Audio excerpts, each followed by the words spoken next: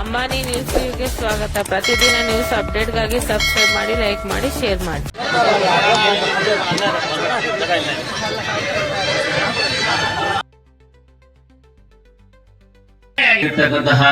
Doctor MC Sudhakar ಅವರು ನಮ್ಮ ಸಮುದಾಯಕ್ಕೆ 33 ಗುಂಟೆ ಜಮೀನನ್ನ ಮಂಜೂರು ಮಾಡಿರುತ್ತಾರೆ. ಹಾಗಾಗಿ ಅವರಿಗೆ ಸನ್ಮಾನ ಕಾರ್ಯಕ್ರಮವನ್ನ ಎರಡು ಒಟ್ಟಾಗಿ ಇವತ್ತು ನಾವು ಏರ್ಪಡಿಸಿದ್ದೇವೆ. ಈ ಒಂದು ಕಾರ್ಯಕ್ರಮಕ್ಕೆ ನಿಮ್ಮೆಲ್ಲರ ನೆಚ್ಚಿನ ನಾಯಕರು, ಅಭಿವೃದ್ಧಿ ಅಧಿಕಾರಿಗಳು, ನೇರ ನಿಷ್ಠೂರವಾದಿಗಳು ಆಗಿರ್ತಕ್ಕಂತಹ ಉನ್ನತ ಶಿಕ್ಷಣ ಸಚಿವರು ಆಗಿರ್ತಕ್ಕಂಥ ಡಾಕ್ಟರ್ MC ಸುಧಾಕರ್ ಅವರು ಒಂದು ಕಾರ್ಯಕ್ರಮಕ್ಕೆ ಆಗಮಿಸಿದ್ದಾರೆ. ಅವರಿಗೆ ತಮ್ಮೆಲ್ಲರ ಪರವಾಗಿ ಮತ್ತು ನನ್ನ ವೈಯಕ್ತಿಕವಾಗಿ ಹೃತ್ಪೂರ್ವವಾಗಿರ್ತಕ್ಕಂಥ ಸುಸ್ವಾಗತವನ್ನ ಬಯಸ್ತಾ ಇದ್ದೇನೆ. ಹಾಗೇನೆ ಹಿರಿಯ ಮುಖಂಡರಾಗಿರ್ತಕ್ಕಂಥ ಶ್ರೀಯುತ ಮುನಿಸ್ವಾಮಿ ರೆಡ್ಡಿನವರು ಆಗಮಿಸಿದ್ದಾರೆ. ಅವರಿಗೂ ಕೂಡ ಈ ಒಂದು ಸಂದರ್ಭದಲ್ಲಿ ಹೃತ್ಪೂರ್ವವಾದ ಸುಸ್ವಾಗತವನ್ನ ಬಯಸ್ತೇನೆ. ಹಾಗೇನೆ ಕರ್ನಾಟಕ ರಾಜ್ಯ ಕುರುಬರ ಸಂಘದ ನಿರ್ದೇಶಕರಾಗಿರ್ತಕ್ಕಂಥ ಶ್ರೀಯುತ ಎಂಟೋಣಪ್ಪನವರು ಆಗಮಿಸಿದ್ದಾರೆ. ಅವರಿಗೂ ತಮ್ಮೆಲ್ಲರ ಪರವಾಗಿ ಹೃತ್ಪೂರ್ವವಾದ ಸುಸ್ವಾಗತವನ್ನ ಬಯಸ್ತೇನೆ. ಹಾಗೆಯೇ ಚಿಂತಾಮಣಿ ತಾಲೂಕು ಕುರುಬರ ಸಂಘದ ಅಧ್ಯಕ್ಷ ಆಗಿರ್ತಕ್ಕಂಥ ಶ್ರೀಯುತ K ಮಂಜುನಾಥ್ ಅವರು ಆಗಮಿಸಿದ್ದಾರೆ. ಅವರಿಗೂ ಕೂಡ ತಮ್ಮೆಲ್ಲರ ಪರವಾಗಿ ಸುಸ್ವಾಗತವನ್ನ ಬಯಸ್ತೇನೆ. ಹಾಗೆಯೇ ಹಿರಿಯ ಮುಖಂಡರಾಗಿರ್ತಕ್ಕಂಥ ಶ್ರೀಯುತ ಗೋಪಾಲ್ ರೆಡ್ಡಿನವರು ಆಗಮಿಸಿದ್ದಾರೆ. ಅವ್ರಿಗೂ ಕೂಡ ತಮ್ಮೆಲ್ಲರ ಪರವಾಗಿ ಹೃತ್ಪೂರ್ವಕ ಸ್ವಾಗತವನ್ನ ಬಯಸ್ತೇನೆ. ಹಾಗೆಯೇ ನಗರಸಭೆಯ ಮಾಜಿ ಅಧ್ಯಕ್ಷನೇ ಆಗಿರ್ತಕ್ಕಂಥ ಶ್ರೀಮತಿ ರಮಾದೇವಿ ಮಂಜುನಾಥ್ ಅವರು ಆಗಮಿಸಿದ್ದಾರೆ. ಅವ್ರಿಗೂ ಕೂಡ ತಮ್ಮೆಲ್ಲರ ಪರವಾಗಿ ಹೃತ್ಪೂರ್ವಕ ಸುಸ್ವಾಗತವನ್ನು ಬಯಸ್ತೇನೆ. ಹಾಗೆಯೇ ನಮ್ಮ ಸಮಾಜದ ಮುಖಂಡರು ಹಾಗೂ ಹಿರೇಕರ್ಕೆರೆ ಗ್ರಾಮ ಪಂಚಾಯತಿ ಮಾಜಿ ಅಧ್ಯಕ್ಷರು ಹಾಲಿ ಸದಸ್ಯರಾಗಿರ್ತಕ್ಕಂಥ ಶ್ರೀಯುತ ಮುನಿಯಪ್ಪನವರು ಆಗಮಿಸಿದ್ದಾರೆ. ಅವ್ರಿಗೂ ಕೂಡ ಈ ಸಂದರ್ಭದಲ್ಲಿ ಹೃತ್ಪೂರ್ವವಾಗಿರ್ತಕ್ಕಂಥ ಸುಸ್ವಾಗತವನ್ನು ಬಯಸ್ತೇನೆ. ಹಾಗೆಯೇ ನಮ್ಮ ಸಮಾಜದ ಅನೇಕ ಗಣ್ಯ ವ್ಯಕ್ತಿಗಳು ಕೂಡ ಈ ಒಂದು ಕಾರ್ಯಕ್ರಮಕ್ಕೆ ಆಗಮಿಸಿದ್ದೀರಾ. ಅವ್ರಿಗೂ ಕೂಡ ಈ ಒಂದು ಸಂದರ್ಭದಲ್ಲಿ ಹೃತ್ಪೂರ್ವವಾಗಿರ್ತಕ್ಕಂಥ ಸುಸ್ವಾಗತವನ್ನು ಬಯಸ್ತೇನೆ. ಹಾಗೆಯೇ ಎಲ್ಲ ಸಮುದಾಯದ ಅಧ್ಯಕ್ಷರುಗಳು, ಕಾರ್ಯದರ್ಶಿಗಳು, ಎಲ್ಲ ಮುಖಂಡರು ಕೂಡ ಈ ಒಂದು ಸಂದರ್ಭದಲ್ಲಿ ಆಗಮಿಸಿದ್ರ. ತಮಗೂ ಕೂಡ ಈ ಒಂದು ಸಂದರ್ಭದಲ್ಲಿ ಹೃತ್ಪೂರ್ವವಾಗಿರ್ತಕ್ಕಂಥ ಸುಸ್ವಾಗತವನ್ನು ಬಯಸ್ತೇನೆ. ಹಾಗೇನೆ ನಮ್ಮ ಬಹಳ ಸಂತೋಷವಾಗಿರ್ತಕ್ಕಂಥ ಸಮಾರಂಭ ಇದು. ಸುಮಾರು 4 ದಿವಸಗಳ ಹಿಂದೆ ನಮ್ಮ ಸಂಘದಲ್ಲಿ ನಾವೆಲ್ಲರೂ ಕೂಡ ಸಮಾಜದ ಎಲ್ಲ ಬಂಧುಗಳು ಸೇರಿ ನಮ್ಮ ತಾಲೂಕಿನಲ್ಲಿರ್ತಕ್ಕಂಥ ಉನ್ನತ ಶಿಕ್ಷಣ ಸಚಿವರು ಹಾಗೂ ನಮ್ಮ ಹಿತೈಷಿಗಳು ಮಾನ್ಯ MC ಸುಧಾಕರ್ ಅವರಿಗೆ ನಮ್ಮ ಸಂಘಕ್ಕೆ, ನಮ್ಮ ಸಮಾಜಕ್ಕೆ ಜಮೀನನ್ನ 33 ಗುಂಟೆ ನಮಗೆ ಮಾಡಿಕೊಟ್ಟಿದ್ದಾರೆ. ಅದರ ಸಲುವಾಗಿ ನಾವೆಲ್ಲರೂ ಸೇರಿ ಅವ್ರಿಗೆ ಕೃತಜ್ಞತೆಗಳನ್ನು ಹೇಳಬೇಕು, ಸನ್ಮಾನವನ್ನು ಮಾಡಬೇಕು ಅಂತ ಹೇಳಿ ತೀರ್ಮಾನಿಸಿದ್ವಿ. ಅದರ ಬಗ್ಗೆ ಒಂದನೇ ವಿಷಯ ಇವತ್ತು ಸೇರಿರ್ತಕ್ಕಂಥ ಉದ್ದೇಶ. ಎರಡನೇದು, ಮಾನ್ಯ ಸಿದ್ದರಾಮಯ್ಯನವರು ಅನೇಕ ಭಾಗ್ಯಗಳನ್ನು ಕೊಟ್ಟು, ಅನೇಕ ಗ್ಯಾರಂಟಿಗಳನ್ನು ಕೊಟ್ಟು, ಇಡೀ ಎಲ್ಲ ಮುಖ್ಯಮಂತ್ರಿಗಳು ಕಡಿಮೆ ಅವಧಿಯಲ್ಲಿ ಎಲ್ಲರಿಗಿಂತ ಮುಖ್ಯಮಂತ್ರಿಗಳಿಗಿಂತ ಜಾಸ್ತಿಯಾಗಿ ಅವಧಿಯನ್ನು ಪೂರೈಸಿ ಹೆಚ್ಚು ದಿನಗಳು ಮುಖ್ಯಮಂತ್ರಿಗಳನ್ನಾಗಿ ಒಳ್ಳೆ ಸರ್ಕಾರವನ್ನು ಕೊಟ್ಟಿರ್ತಕ್ಕಂಥ ರಾಜ್ಯ ಸರ್ಕಾರ, ಕರ್ನಾಟಕ ಸರ್ಕಾರ, ಕಾಂಗ್ರೆಸ್ ಸರ್ಕಾರಕ್ಕೆ ಒಳ್ಳೆ ಸೇವೆಯನ್ನು ಕೊಟ್ಟಿದ್ದಾರೆ. ಅದರ ಸಲುವಾಗಿ ಅವರ ಹೆಸರಿನಲ್ಲಿ ನಾವೆಲ್ಲರೂ ಕೂಡ ಇಡೀ ಸಮುದಾಯದವರೆಲ್ಲ ಸೇರಿ ಚಿಂತಾಮಣಿ ತಾಲೂಕಿನಲ್ಲಿ ಒಳ್ಳೆ ಔತಣಕೂಟವನ್ನು ಏರ್ಪಡಿಸಿ ಅವರ ಹೆಸರಿನಲ್ಲಿ ಔತಣಕೂಟವನ್ನ ಮಾಡಿ ಈ ದಿವಸ ನೆರವೇರಿಸಿದ್ದೇವೆ. ಎಲ್ಲ ಸಮಾಜದ ಬಂಧುಗಳು ಇಡೀ ನಮ್ಮ ತಾಲೂಕಿನಲ್ಲಿ ಜ್ಞಾಪ ಇಟ್ಕೊಂಡಿರ್ತಕ್ಕಂಥ ವಿಷಯ ಇದು. ಇದಕ್ಕೆಲ್ಲ ಕಾರಣಭೂತನಾಗಿರ್ತಕ್ಕಂಥ ನಮ್ಮ ಮಾನ್ಯ ಸಚಿವರು ನಮ್ಗೆಲ್ಲರೂ ಕೂಡ ಹಿತೈಷಿಗಳಾಗಿ ಸಹಕಾರ ಕೊಟ್ಕೊಂಡು ಬರ್ತಾ ಇದ್ದಾರೆ. ಮುಂದೆ ಕೂಡ ನಾವೆಲ್ಲರೂ ಕೂಡ ಸಮಾಜದ ಬಂಧುಗಳು ಅವ್ರು ಏನ್ ಹೇಳಿದ್ರೆ ಆ ಕೆಲಸಗಳನ್ನು ಮಾಡ್ತೇವೆ ಅಂತ ಹೇಳಿ ಪಣ ತೊಟ್ಟು ಈ ದಿವಸ ನಾವು ಸಭೆಯನ್ನ ಸೇರಿದ್ದೇವೆ. ತಾವೆಲ್ಲರೂ ಕೂಡ ಇದೇ ರೀತಿಯಾಗಿ ಸಹಕಾರ ಕೊಟ್ಟು ಎಲ್ಲ ಕಾರ್ಯಕ್ರಮಗಳಲ್ಲಿ ಭಾಗವಹಿಸಿ ನಮ್ಮ ಉನ್ನತ ಶಿಕ್ಷಣ ಸಚಿವರಿಗೆ ಚಿಂತಾಮಣಿ ತಾಲೂಕಿನಲ್ಲಿ ಮುಂದೆಯೂ ಕೂಡ ಬೆಂಬಲವನ್ನು ಕೊಡಬೇಕು ಅಂತ ಹೇಳಿ ಈ ಸಂದರ್ಭದಲ್ಲಿ ನಾನು ಮನವಿ ಮಾಡ್ತಾ ನನ್ನ 2 ಮಾತುಗಳನ್ನು ನಿಲ್ಲಿಸ್ತೇನೆ. ಜೈ ಹಿಂದ್, ಜೈ ಕರ್ನಾಟಕ. ಚಿಂತಾಮಣಿಯ ತಾಲೂಕಿನ ಕುರುಬರ ಸಂಘದ ಆಲ್ಮತಸ್ಥರು ಸಂಘದ ವತಿಯಿಂದ ಮಾನ್ಯ ಮುಖ್ಯಮಂತ್ರಿಗಳು, ನಮ್ಮೆಲ್ಲರ ನಾಯಕರು, ಈ ರಾಜ್ಯದ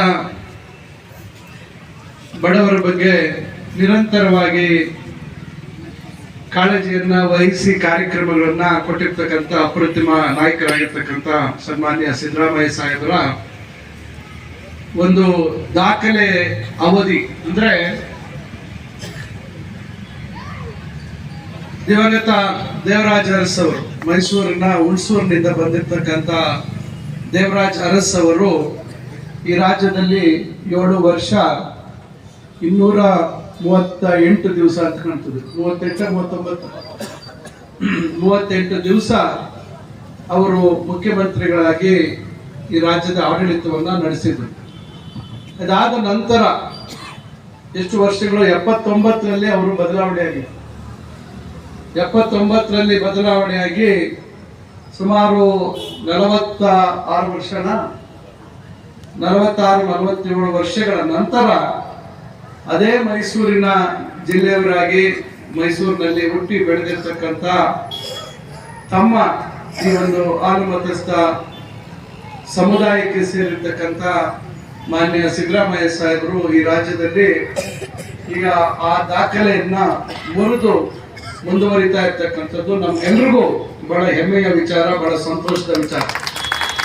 ಆ ಒಂದು ಸಂತೋಷವನ್ನ ಹಂಚ್ಕೊಳ್ಳಿಕ್ಕೆ ಇವತ್ತು ಚಿಂತಾಮಣಿಯಲ್ಲಿ ತಾವೆಲ್ಲರೂ ಬಹಳ ಒಂದು ಒಳ್ಳೆ ಕಾರ್ಯಕ್ರಮವನ್ನ ತಾವು ಹಮ್ಮಿಕೊಂಡಿದ್ದೀರ. ಈ ವೇದಿಕೆಯಲ್ಲಿ ನಮ್ಮ ಕುರುಬ ಸಮಾಜದ ರಾಜ್ಯ ಕಾರ್ಯಕಾರಿಣಿ ಸಮಿತಿಯ ಸದಸ್ಯರಾಗಿರ್ತಕ್ಕಂಥ ವೆಂಕಟರಮಣಪ್ಪನವರು ಭಾಗವಹಿಸಿದ್ದಾರೆ.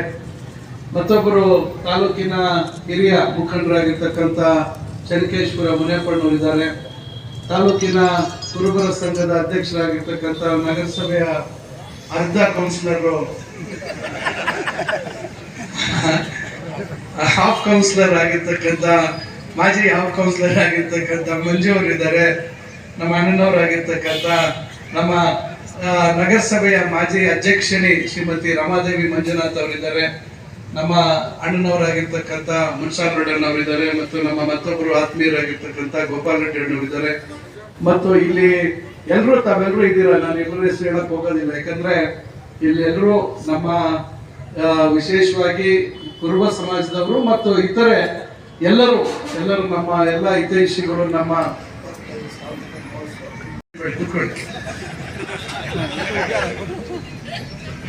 ಕಾಂತರಾಜ್ ವರದಿ ಪ್ರಕಾರ ಲೆಕ್ಕ ಹಾಕ್ಬಿಟ್ರೆ ಆಮೇಲೆ ನೀವು ಇಲ್ಲೇ ಮುಚ್ಚಿ ಹೋಗ್ಬಿಡ್ತೀರ. ಬೇಡ, ಹೇಳೋದು ಬೇಡ. ನಿಮ್ ಸೆನ್ಸಸ್ ಲೆಕ್ಕ ಬರಲ್ಲ. ಸಿದ್ದರಾಮಯ್ಯ ಸಾಹೇಬ್ರಿಗೆ ಸೆನ್ಸಸ್ ಮಾಡೋರು ಆಚೆ ಬರ್ತದ್ರಿ. ಎಲ್ಲರೂ ಇವತ್ತು ಅವ್ರವ್ರ ಸಮುದಾಯದ ಲೆಕ್ಕ ಅವರೇ ಹಾಕೊಂಡ್ಬಿಟ್ಟಿದ್ದಾರೆ. ಆ ಲೆಕ್ಕ ಎಲ್ಲ ಹಾಕ್ಬಿಟ್ರೆ ರಾಜ್ಯದ ಜನಸಂಖ್ಯೆ 15 ಕೋಟಿ ಆಗ್ಬೇಕು. ಎಷ್ಟಾಗತ್ತೆ? ಯಾಕಂದ್ರೆ ಮೊನ್ನೆ ಹೋದ ವರ್ಷ ಇವೆಲ್ಲ ಚರ್ಚೆಗಳಾಯ್ತು. ಒಕ್ಕಲಿಗರ ಸಮುದಾಯದವರು ನಾವು 1 ಕೋಟಿ ಇದ್ದೀವಿ ಅಂತ. ಅಲ್ಲಿ ನೋಡಿದ್ರೆ ಕಾಂತರಾಜ್ ಇದರಲ್ಲಿ ನಾವಿರೋದೇ 60 ಲಕ್ಷ. ಲಿಂಗಾಯತ್ ಸಮುದಾಯದವ್ರು ಇರೋದು 90 ಲಕ್ಷ. ಅವ್ರು ನಾವು 2.5 ಕೋಟಿ ಇದ್ದೀವಿ ಅಂದ್ರು. ಈ ತರ ಎಲ್ಲರಿಗೂ ಅವ್ರದೇ ಆದಂತ ಲೆಕ್ಕಗಳು. ಅದು ರಾಜಕೀಯ ಕಾರಣ. ಮತ್ತೊಬ್ರು ನಮ್ಮ ಈ ಸಮುದಾಯದ ಅಧಿಕಾರಿಗಳು, ನಮ್ಮ ಅಡಿಷನಲ್ ಕಮಿಷನರ್ ಅವರು ಇದ್ದಾರೆ. ನಾರಾಯಣ ಸ್ವಾಮಿ ಅವರು, ನಮ್ಮ ಮಾತೃಕಲ್ ನಾರಾಯಣ ಸ್ವಾಮಿ ಅವರು ಈ ಸಭೆಯಲ್ಲಿದ್ದಾರೆ. ಈ ತರ ಎಲ್ಲರೂ ಲೆಕ್ಕಗಳು ಹಾಕ್ಬಿಟ್ರೆ ಲೆಕ್ಕಗಳೆಲ್ಲ ಹೋಗ್ಬಿಡ್ತದೆ. ಅದಕ್ಕೆ ಈಗ ಮತ್ತೊಮ್ಮೆ ಸಮೀಕ್ಷೆ ಆಗಿದೆ. ಈಗ ಅದನ್ನೆಲ್ಲ ಲೆಕ್ಕ ಮಾಡಿ ಆದಷ್ಟು ಬೇಗ ಅದ್ರ ಲೆಕ್ಕ ಎಲ್ಲರಿಗೂ ಗೊತ್ತಾಗುತ್ತೆ. ಅದರಿಂದ ಸುಮ್ಮನೆ ನಾವೇ ಬರ್ಕೊಂಡ್ಬಿಟ್ಟು ಲೆಕ್ಕಗಳು ಹಾಕೊಂಡ್ರೆ ಸರೋದಿಲ್ಲ. ಅದರಿಂದ ಯಾವುದು ನಮ್ಗೆ ಈಗ ಗೊತ್ತು, ಯಾವ ಸಮುದಾಯ ಎಷ್ಟಿದೆ ಅನ್ನುವಂಥದ್ದು ಲೆಕ್ಕ ಬೇಡ. ನಮಗೆ ಬೇಕಾಗಿರ್ತಕ್ಕಂಥದ್ದು ಈ ಪ್ರಜಾಪ್ರಭುತ್ವದ ವ್ಯವಸ್ಥೆಯಲ್ಲಿ ಎಲ್ಲ ಜಾತಿ ಜನಾಂಗ ಧರ್ಮದವರು ಎಲ್ಲರೂ ಇವತ್ತು ಅನ್ಯೋನ್ಯವಾಗಿ ಅಣ್ಣ ತಮ್ಮಂದರಾಗಿ ನಮ್ಮ ಬದುಕು, ನಮ್ಮ ಮುಂದಿನ ಪೀಳಿಗೆ, ನಮ್ಮ ಮಕ್ಕಳ ಭವಿಷ್ಯತ್ತು ಉಜ್ವಲವಾಗ್ಲಿ, ಎಲ್ಲರೂ ನೆಮ್ಮದಿಯಾಗಿರ್ಲಿ ಅಂತಕ್ಕಂಥದ್ರ ಬಗ್ಗೆ ಅದ್ರ ಕಡೆ ನಾವು ಹೆಚ್ಚು ಗಮನ ಕೊಡುವಂಥದ್ದು ಸೂಕ್ತ ಅಂತಕ್ಕಂಥದ್ದು ನನ್ನ ಅಭಿಪ್ರಾಯ. ಅದರಿಂದ ನಾವು ಎಷ್ಟು ಸಂಖ್ಯೆ ಅನ್ನತಕ್ಕಂಥದ್ದು ಅದು ಅಷ್ಟು ಪ್ರಾಮುಖ್ಯತೆ ಕೊಡುವಂಥದ್ದು ಬೇಡ. ಯಾಕಂದ್ರೆ ಇವತ್ತು ನಾವೆಲ್ಲರೂ ಭಾರತೀಯರು. ಅದನ್ನ ನಾವು ಗಮನದಲ್ಲಿ ಇಟ್ಕೊಂಡು ನಮ್ಗಾಗಿ ಬಹಳಷ್ಟು ಸಾವಿರಾರು ಜನ, ಲಕ್ಷಾಂತರ ಜನ ಈ ದೇಶವನ್ನು ಮಾಡ್ತಾ ಇದ್ದೀವಿ.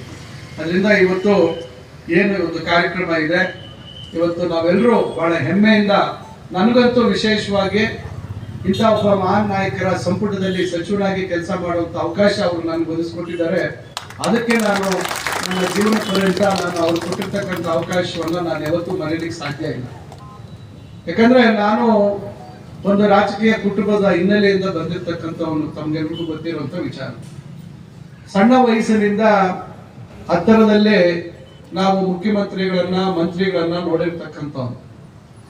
ಅದರಿಂದ ಯಾರ್ಯಾವ ಮುಖ್ಯಮಂತ್ರಿಗಳು, ನಾನು 2004ರಿಂದ ನಾನು ಧರ್ಮಸಿಂಗ್ ಅವ್ರನ್ನ ನೋಡಿದ್ದೀನಿ, ನಂತರ ಕುಮಾರಸ್ವಾಮಿ ಅವರನ್ನು ನೋಡಿದ್ದೀನಿ, ಯಡಿಯೂರಪ್ಪನವ್ರು ನೋಡಿದ್ದೀವಿ, ನಂತರ ನಾವು ಮತ್ತೆ ಸದಾನಂದ ಗೌಡ್ರು ನೋಡಿದ್ದೀವಿ, ಜಗದೀಶ್ ಶೆಟ್ಟರ್ ಅನ್ನು ನೋಡಿದ್ದೀವಿ, ನಂತರ ಮಧ್ಯ ಸಿದ್ದರಾಮಯ್ಯ ಸಾಹೇಬರು 2013ರಲ್ಲಿ ಮುಖ್ಯಮಂತ್ರಿಗಳಾಗ್ತಾರೆ.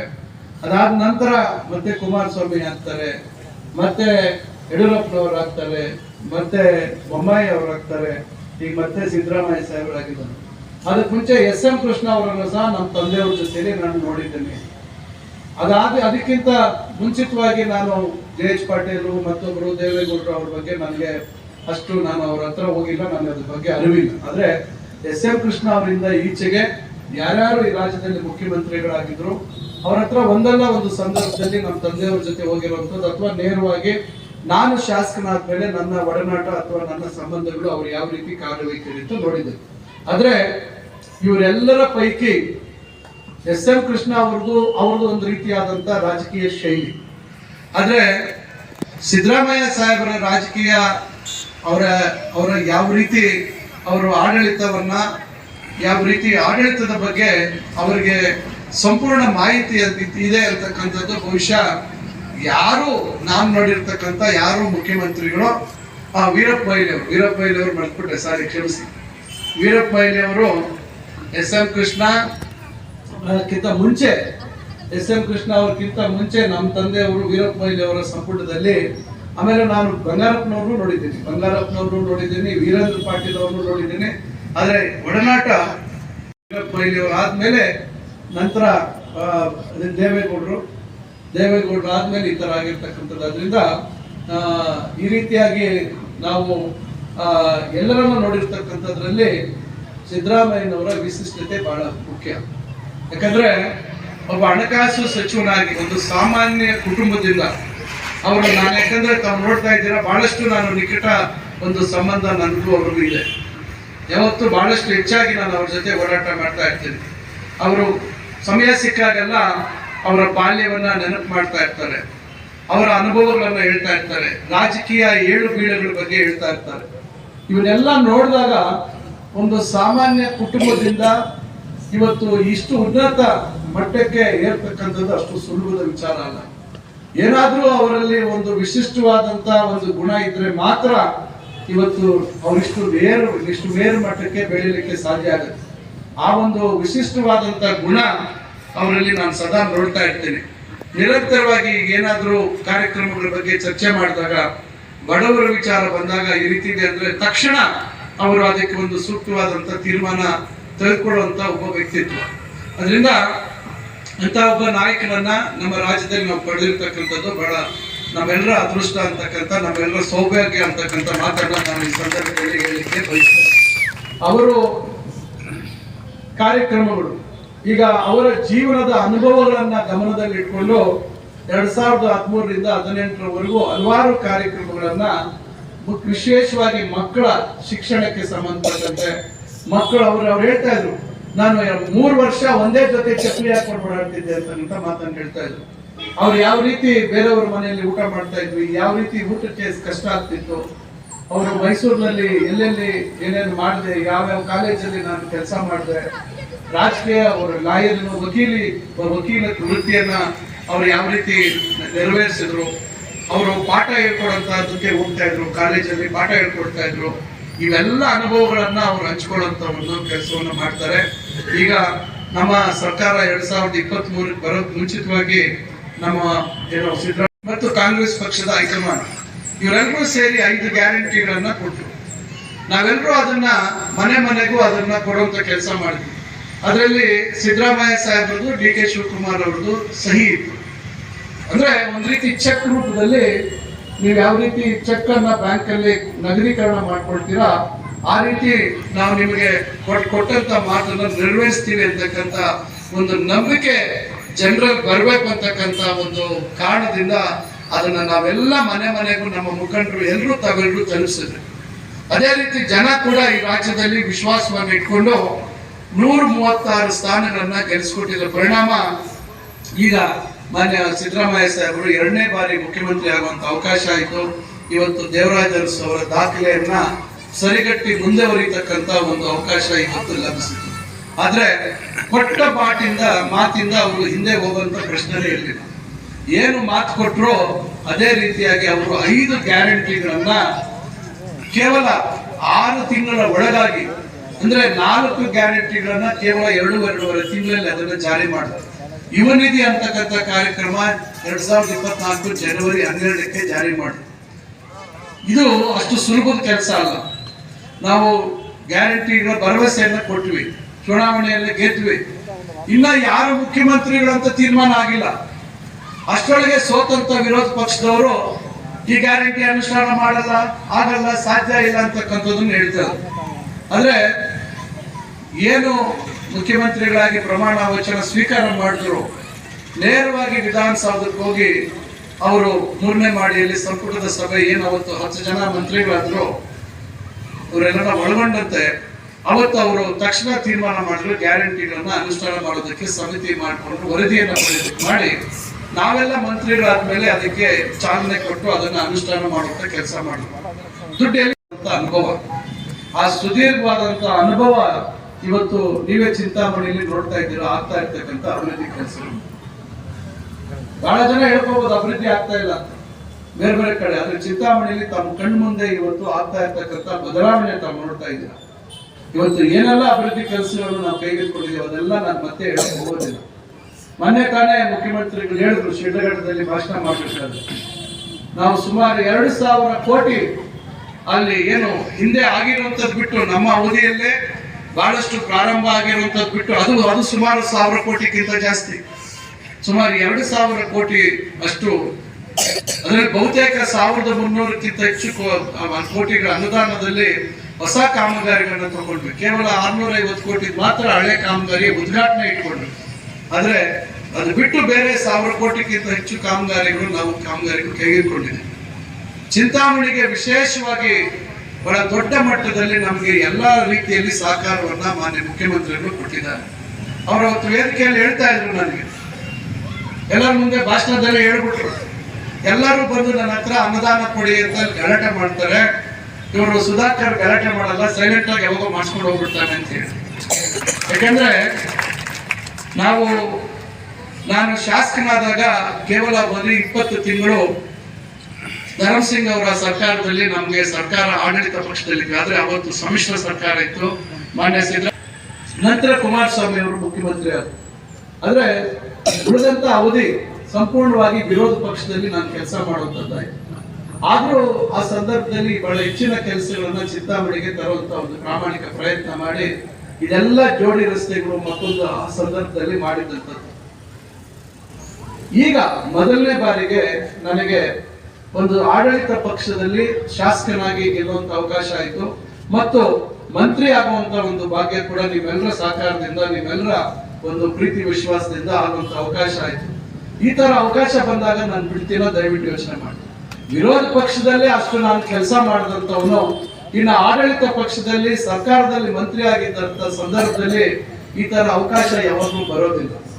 ಸಿದ್ದರಾಮಯ್ಯ ಸಾಹೇಬರು ಹೇಳ್ತಾ ಇರ್ತಾರೆ, ನಾನು ಫಸ್ಟ್ ಮಂತ್ರಿ ಆಗಿ 40 ವರ್ಷ ಆಯ್ತು ಅಂತ ಹೇಳಿ. ಅವಾಗ ಅವರು ಮಂತ್ರಿ ಆದಾಗ ಬಹುಶಃ ಅವರಿಗೆ 37-38 ವರ್ಷ ಆಗಿರ್ಬೋದೇನೋ ಬಹುಶಃ. ಈಗ ಅವರಿಗೆ 78 ವರ್ಷ. 37 ರಾಜಕಾರಣಿಯಾಗಿ ಹಣ ಗಳಿಸಬೇಕು, ಹಣ ಇದ್ರೇನೆ ರಾಜಕಾರಣ ಅಂತಕ್ಕಂಥ ಮನಸ್ಥಿತಿ ಇರ್ತಕ್ಕಂಥವ್ರಲ್ಲ. ಅವರೊಬ್ಬರೇ ಕಳಂಕರಹಿತವಾಗಿ ರಾಜಕಾರಣದಲ್ಲಿ ಇಷ್ಟರ ಮಟ್ಟಿಗೆ ಬಂದಿರ್ತಕ್ಕಂಥವ್ರು ಅವರೊಬ್ಬರೇ. ಆದ್ರೂ ಅವರನ್ನ ಯಾವುದೋ ಒಂದು ವಿಚಾರದಲ್ಲಿ ಸಿಡಿಸ್ಬೇಕು ಅಂತಕ್ಕಂಥ ಒಂದು ಹುನ್ನಾರವನ್ನ ಮಾಡಿ ಬಹಳಷ್ಟು ಅವರ ಆತ್ಮವಿಶ್ವಾಸ ಯಾವ ಮಟ್ಟಕ್ಕಿತ್ತು ಅಂತಕ್ಕಂಥದ್ದು ನಾನು ನೋಡ್ತಾ ಇದ್ದೆ. ಆದ್ರೆ ಆ ವಿಷಯ ಬಂದಾಗ ಬಹಳಷ್ಟು ಅವರು ನೊಂದಿದ್ದಾರೆ ಅಂತಕ್ಕಂಥದ್ದು ನಾನು ನೋಡಿದ್ದೇನೆ. ಯಾಕಂದ್ರೆ ಯಾವತ್ತೂ ಅವರು ಹಿಂದೆ ತಿರುಗಿ ನೋಡಿಲ್ಲ ರಾಜಕಾರಣದಲ್ಲಿ. ಅಂತವ್ರಿಗೆ ಈ ರೀತಿಯಾಗಿ ತಪ್ಪು ಅವರ ಮೇಲೆ ಆಪಾದನೆಗಳನ್ನ ಮಾಡಿ ಅವರಿಗೆ ಒಂದು ರೀತಿ ಅವರನ್ನ ಆತ್ಮವಿಶ್ವಾಸವನ್ನ ಕುಂದಿಸ್ತಕ್ಕಂಥ ಒಂದು ಕೆಲಸ ಭಾರತೀಯ ಜನತಾ ಪಕ್ಷದವರು ಮಾಡಿರ್ತಕ್ಕಂಥದ್ದು, ಜನತಾ ದಳದವರು ಮಾಡಿರ್ತಕ್ಕಂಥದ್ದು ನೋಡಿದಾಗ ಎಷ್ಟು ಇವ್ರ ಮೇಲೆ ಅವರು ಹಾಗೆ ಸಾಧಿಸ್ತಾ ಇದ್ದಾರೆ, ದ್ವೇಷ ಸಾಧಿಸ್ತಾ ಇದ್ದಾರೆ ಅಂತಕ್ಕಂಥದ್ದನ್ನ ನಾವು ಅರ್ಥ ಮಾಡ್ಕೋಬೇಕು.